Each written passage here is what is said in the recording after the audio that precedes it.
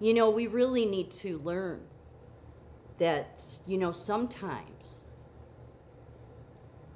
there's parts in the Bible, and Jesus was an example of this, where in the Old Testament it was said that anybody hung on a tree was a curse to God.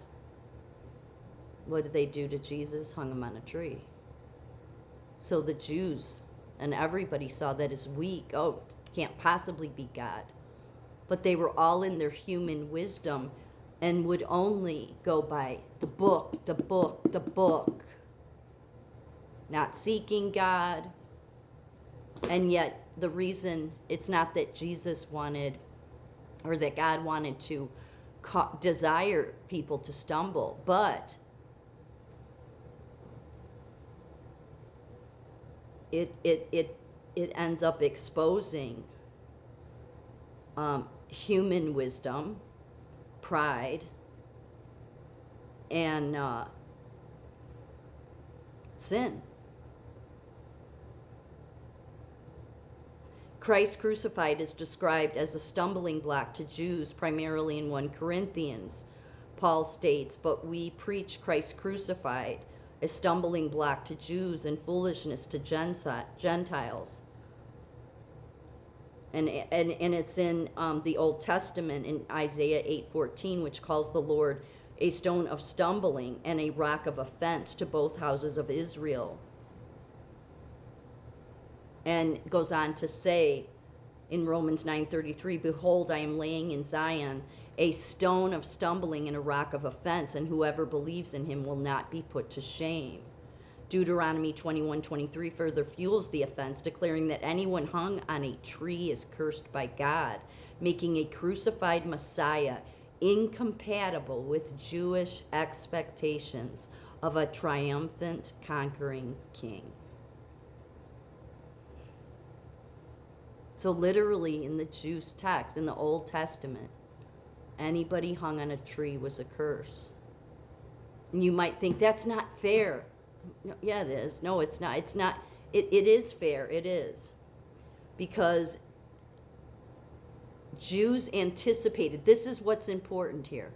This is what people in this day and age need to realize. Do not make the same mistakes. I mean, most will. But because the Jews anticipated a Messiah who would overthrow Roman oppression and restore Israel's glory, not one dying shamefully on a Roman cross, which signified a divine curse and failure. Jesus references this in Matthew 21:44, portraying himself as the stone that crushes those who fall upon it. For many Jews, the crucifixion contradicted messianic prophecies and human wisdom, provoking rejection. What's the key there? Human wisdom. This is why I keep bringing up the ego. It's like the ego and pride are worse than the beast in some ways. And God's not trying to trip people up. He doesn't want to be a stumbling block in the sense of desiring anyone's downfall, but he sovereignly ordains Christ as one to expose unbelief, fulfill prophecy, and divide humanity for ultimate judgment and salvation. God uses this to humble the proud, call the elect, and build his church from living stones who embrace the offense as redemption. This stumbling block paradoxically advances salvation by exposing human pride and fulfilling God's redemptive plan through the cross. It's something so here's the thing. The Old Testament, you can see somewhat like why the Jews would say that, but they should have eventually realized who Jesus was. But they had their own expectations. That's what I'm saying. Everybody has these expectations of revelations and how it will play out. Yet that book is so symbolic in every way that to just follow the broad road and no, this has to happen and this has to happen and Daniel and blah blah blah. It's like no, you're not looking deeper at it. So literally in the Old Testament, it said any man hung on a tree is a curse. So you could see why they would think that, but they shouldn't have.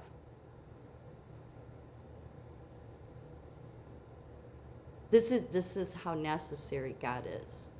So now let's go to the New Testament when Paul writes that women should submit to their husband. Does that seem like the right thing to do?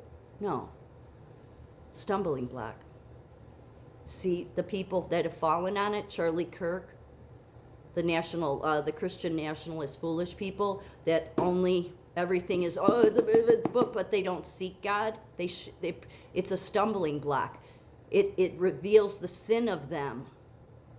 It reveals the sin that they stand up at a pulpit, in their churches and give sermons about God and tell women to submit to their husbands.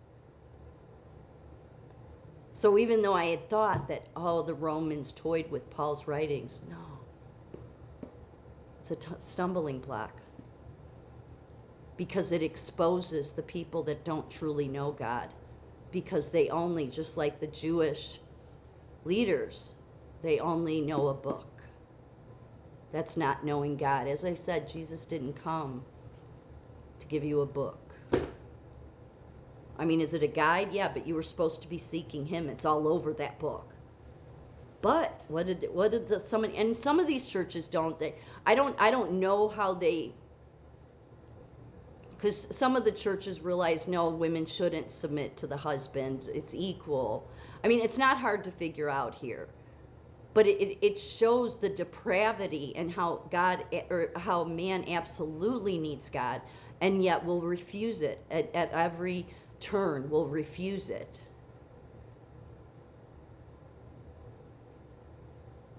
So there's those things in the New Testament, like divide your loyalties between Caesar and God, and because of what Paul said, stumbling block.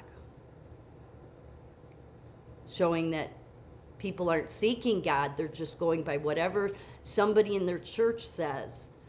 And they're just believing, we can have one foot in the kingdom of Caesar and we can have one foot with God. Does that make any sense at all? No, it doesn't. God wanted surrender. That's what it was going to take. It just shows people don't want to surrender, most especially man. Again, 7,000 years. I mean, because it started to change here in America, obviously, with women being seen as equal again. But then you got the Charlie Kirks and all these stupid Christian men, okay, that wanted to push us back. That's why God is like, no, not having it. It's exposing who they are. Because maybe God really wanted Paul to put that in there. It was an inspired writing to be used as a stumbling block. Again, not because God desires people to stumble, but because they should be seeking him. And if they know him, then it should come to them that, wait a minute, this isn't the right thing, because the Holy Spirit Jesus never said the Holy Spirit's only given to men. So for us to say that women should submit to us is basically acting like we're their God. It's a stumbling block. I don't know if people can follow that. That's why there's those places. It's like, God, if you're seeking God, he'll nudge you. Like, yep, not that, but like that there's something wrong here. So maybe they didn't toy with his writings, but God's using it as a stumbling block.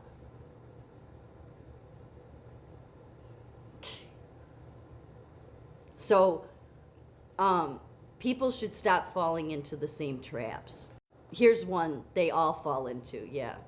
Trump caught on hot mic lamenting noble snub to Netanyahu. President Donald Trump captured on hot microphone Monday lamenting his failure to receive the Nobel Peace Prize while meeting with Israeli Minister Netanyahu at Mar-a-Lago, reviving disputed claims about his role in mediating international conflicts. Well, he's been mediating a ton of them. So this is what they all fall. It's the stumbling. They can't see past the mask. This mask. This is why we need God. Yeah. And people can't see.